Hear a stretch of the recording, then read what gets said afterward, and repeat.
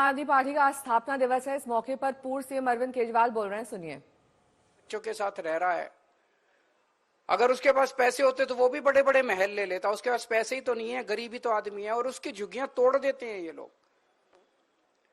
तो मैं उनसे झुग्गी के लोगों को कहना चाहता हूं कि जो लोग आज आपके पास आ रहे हैं रहने के लिए, 1 साल के बाद ये आपके बच्चों को सड़क के ऊपर तड़पता हुआ छोड़ देंगे, आपके बच्चों को स्कूल के लिए तड़पा देंगे ये लोग। कई झुग्गियां हमने बचाई, कुछ झुग्गियां नहीं भी बचा पाए कुछ साल के अंदर, जहां झुग्गियां इन लोगों ने तोड़ दी। तो इन लोगों से सावधान रहने की जरूरत है, जो आज झुग्गी टूरिज्म दिखाने के लिए झुग्गियों के अंदर आज एक दिन रहने के लिए आ रहे हैं। जैसा मैंने कहा, 6 महीने के अंदर हमारी श्रद्धांजलि लिख दी जाती है कि अब तो गए, अब तो हार गए। तो एक पत्रकार मिला अभी 3-4 दिन पहले, बोला केजरीवाल जी वैसे हवा तो यही है दिल्ली में कि आप लोगों की सरकार आ रही है, 2-4 सीटें ऊपर नीचे हो सकती हैं, हो जाएं। यही चल रहा है ना दिल्ली में आजकल कि 2-4 सीटें ऊपर नीचे हो जाए, लेकिन सरकार तो। पर कहता है लेकिन मान लो केजरीवाल जी, अगर आप हार गए तो आपका क्या होगा। मैंने कहा दोस्त, मेरे को इस बात की चिंता नहीं है कि मैं हार गया तो मेरा क्या होगा। मेरे को चिंता इस बात की, अगर मैं हार गया तो दिल्ली के सरकारी स्कूलों में पढ़ने वाले 18 लाख बच्चों का क्या होगा। दिल्ली के जैसे स्कूल पूरे देश में कहीं नहीं है।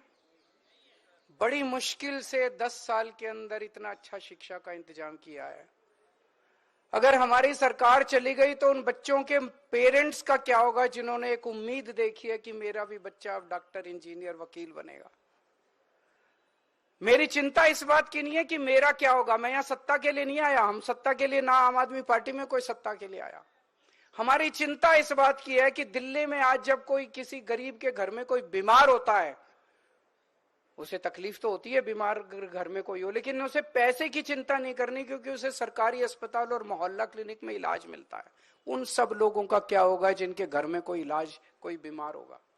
उन सब लोगों का क्या होगा। दिल्ली में पहले 8 से 10 घंटे के पावर कट लगते थे बिजली के। अगर हमारी सरकार चली गई तो दिल्ली के अंदर फिर से 8-8, 10-10 घंटे के पावर कट लगने चालू हो जाएंगे।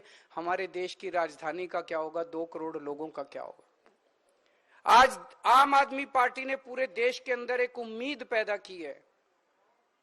पहले उम्मीद खत्म हो गई थी लोगों को कि सरकार कुछ करेगी, बस एक बार इससे नाराज होते थे उसको वोट दे देते थे, उससे नाराज होते थे। उस उम्मीद का क्या होगा जो आम आदमी पार्टी ने पूरे देश के अंदर जगाई है। केजरीवाल जीते हारे ये छोटी बात है। केजरीवाल यहां पे सत्ता के लिए नहीं आया, सीएम बनने नहीं आया। 2 बार सीएम की कुर्सी पे लात मारी है बिना किसी दबाव के अंदर।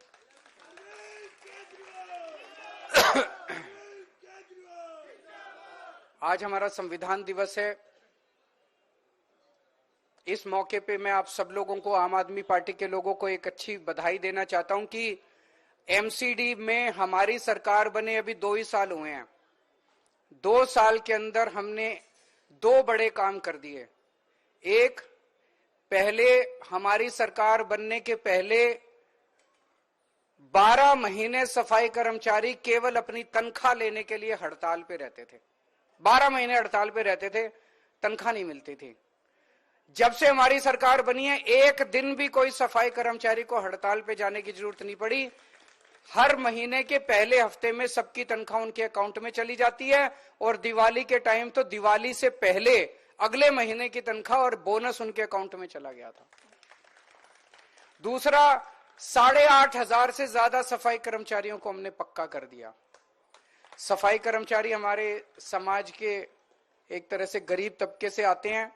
इस मौके पे मैं सभी एमएलए से और काउंसलर से अपील करना चाहता हूं कि अपने अपने क्षेत्र के जितने सफाई कर्मचारी हैं, उन सफाई कर्मचारियों को काफी हैं, तो हो सकता है 3 बार 4 बार में करना पड़े, अपने अपने घर पे चाय पे या खाने पे जरूर बुलाएं उनका सम्मान करने के लिए।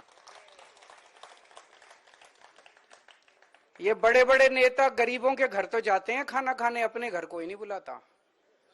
आप अपने घर बुलाइए, उनका सम्मान कीजिए, उनके साथ बैठ के थोड़ा टाइम बिताइए।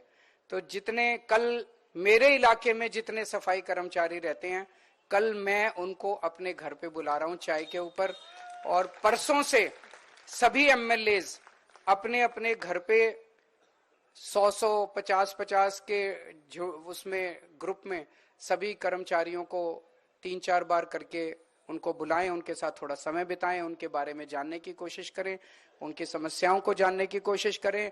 और काम तो चलता रहता है, थोड़े क्षण हंसी खेल के उन लोगों के साथ भी बिताएं, उनका सम्मान करें।